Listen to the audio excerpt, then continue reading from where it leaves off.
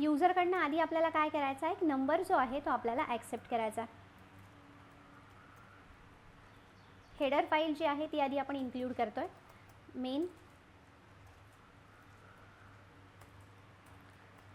यूजरला इथे मी message enter करते, print F enter number, scan F %d %of n, म्हणजे यूजरकडनं इथे आपण एक नंबर काय केलेला आहे, ॲक्सेप्ट केलेला आहे. आता इथे आपल्याला लूप यूज करायचा. तर मी इटरेटिव्ह कंट्रोल स्टेटमेंटमध्ये कुठलं लूप यूज करते, तर इथे मी यूज करते फॉर लूप, कारण की स्टार्ट पॉईंट माहिती आहे, एंड पॉईंट माहिती आहे मला. स्टार्ट कुठून करायचं आहे मल्टिप्लाय करताना, 1नी, म्हणून फॉर i = 1 कुठपर्यंत जायचं आहे, त्या नंबरपर्यंत i <= n. आणि त्याच्यानंतर इथे आपल्याला मल्टिप्लिकेशन करायचं. आता मल्टिप्लिकेशन करताना तुम्हाला जर लक्षात आलं तर इथे बघा 1 × 2 आधी आपण ह्याला मल्टिप्लाय करणार. जे काही 1 × 2 काय झालं आपलं 2, जे काही 2 आन्सर आलेलं आहे ते 2 × मी मल्टिप्लाय काय करणार परत 3, 2 × 3 काय झालं, ह्याचं आन्सर आलं 6.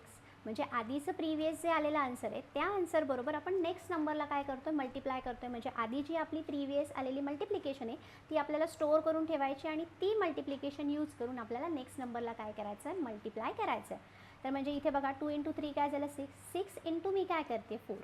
म्हणजे आधीची आलेली मल्टिप्लिकेशन आहे ती आपल्याला स्टोअर करून ठेवावी लागणार आहे.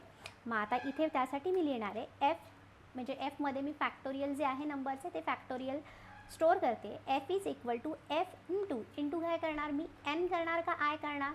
तर इथे मी n म्हटलं तर तो नंबर येईल. प्रत्येक वेळेस मला नंबर व्हॅरी व्हायला पाहिजे. एकदा 1, एकदा 2, एकदा 3, एकदा 4, मग एकदा 1, एकदा 2, एकदा 3, एकदा 4. हे कशामध्ये व्हॅरी होत आहे, जो तुम्ही व्हेरिएबल आयमध्ये स्टोअर केला तो आय हा व्हेरिएबल हे सगळ्या व्हॅल्यूज काय करतो आहे, आपल्या चेंज करतो आहे. म्हणून इथे मी f = f × i हे स्टेटमेंट लिहिणार आहे. आणि f = f × i काय केलं, आधीचं fमध्ये काय आहे, आधीचं मल्टिप्लिकेशन स्टोअर होईल आणि ते मल्टिप्लिकेशन मी परत नेक्स्ट टाईम पुढच्या नंबरला मल्टिप्लाय करण्यासाठी यूज करते. म्हणून मी स्टेटमेंट लिहिलं आहे f = f × i. मग ही प्रोसेस तुमची कंटिन्यू होत राहणार आहे. पण आता आपला पहिल्यांदा i जो आहे तो i असणार आहे 1 नंतर काय व्हायला पाहिजे, कशाने मल्टिप्लाय करायचं, 2नी. म्हणजे आयची व्हॅल्यू आहे ही 1नी इन्क्रीमेंट होण्यासाठी मी इथं लिहिते i++. ही प्रोसेस तुमची कंटिन्युअसली होणार कधीपर्यंत, त्या नंबरपर्यंत. आणि शेवटी जे काही तुमचं फॅक्टोरियल आलेलं आहे ते फॅक्टोरियलचा जो मेसेज आहे, काय जो माझा फॅक्टोरियलचा आन्सर आलेला आहे ते कुठल्या व्हेरिएबलमध्ये स्टोअर झालं आहे, तर ते f या व्हेरिएबलमध्ये स्टोअर झालं आहे. त्यामुळे तुम्ही इथं प्रिंट करताना फॉर लूपच्या बाहेर मी इथे प्रिंट करते, print F factorial of number = %d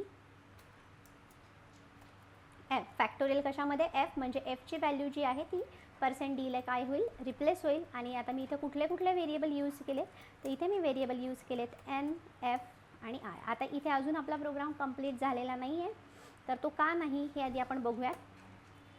आता त्याच्यानंतर बऱ्याचदा खूप मुलांना असा क्वेश्चन असतो, हा जो मेसेज मला प्रिंट करायचा आहे फॅक्टोरियल ऑफ गिवन नंबर, हा मेसेज मला प्रिंट करायचा असेल तर हा मेसेज मी फॉर लूपच्या आतमध्ये प्रिंट करायचा का फॉर लूपच्या बाहेर प्रिंट करायचा.